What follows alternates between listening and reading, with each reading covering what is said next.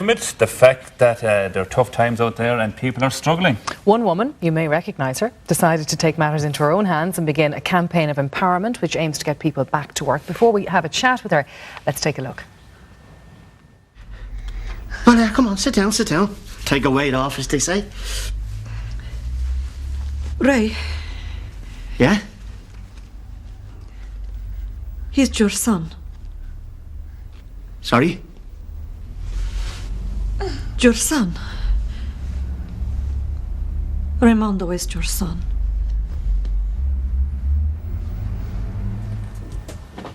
Poor O'Reilly got an awful shot there. got a Carolanne Lowe, aka Francesca from Fair City, joins us now. You weren't long in the soap, but by God, you had some impact. I did, didn't I? My goodness. I actually remember doing that scene. All I wanted to do was hold the baby. I kept saying, please, can I have the baby? And poor Ray's face when he found out that he wasn't actually Raimondo's son. That was a big day. Because Ray was all excited, because all he has is Mondo in his life, you know, and this was taken away from him. But imagine calling the baby Raimondo. I thought that was great. I mean, you know, the guys in Fair City, great script writing. Raimondo. Actually, it was great because I had this brilliant Brazilian accent, and I remember the Brazilian ambassador to Ireland actually invited me for dinner to his home because he thought I was a Brazilian actress. Fantastic. So then I had to explain to him that actually I was just little old me from Drimna. No, not quite as exciting. But look, you've many strings to your bow because not only are you an actress, you're also a singer. Tell us about that. You've sung all over the place, haven't you? I am indeed. I'm I suppose, an international opera singer. I would have sung at the great opera houses of the world, at Covent Garden, La Scala. I've sung for all the great leaders of the world as well, I suppose, because they love to sort of hire you out as an Irish singer. And, you know, on St. Patrick's Day, sure, the world is your oyster. But it must be good, say, that you have the Irish government coming to you, OK, we're going off to America, where we're going, and we want you to represent us. It is, and it's wonderful. It's a wonderful feeling as an Irish person to say, gosh, I'm representing my country. And it's great to know that, you know, even in the bad times, Ireland has such a well of goodwill out there. I mean, people really abroad, they love the Irish. But the interesting thing was that, you know, for quite a lot of the time, I was, you know, on TV, on radio, in the newspapers, looking like a very famous, and I was a famous sort of, you know, opera singer who was doing very well. But a lot of the time I couldn't pay my bills. A lot of the time I was there going, you know, where is the next job coming from? And that's really what made me think right now, actually, if I can do it, anybody can do it. Yeah. So it was while you were staying at Dublin Castle that this change of career happened or came about. Somebody came up to you and said, can you help me? I did. I can't say his name. It's a very famous American politician.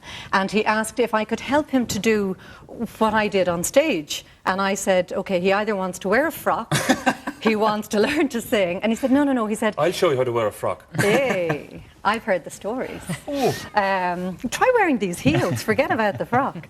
But in reality, what he wanted to learn to do was to hold an audience. He wanted to know how to make an audience listen to him and to make himself be believable. And so I worked with him, and I went on and worked with many other politicians in South Africa, in the United States, in Germany, in the UK.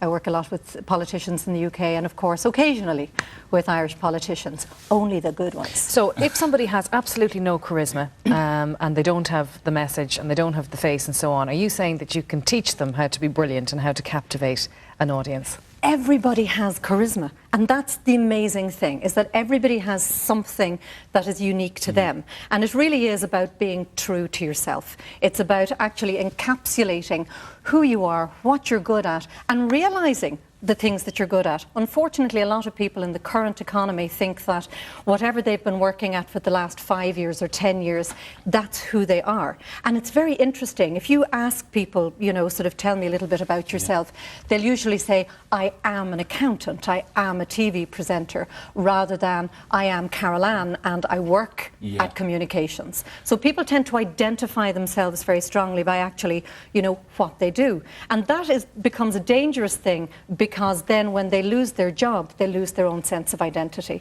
And I remember I was singing in Covent Garden actually on the 31st of October, and until then I had no money coming in.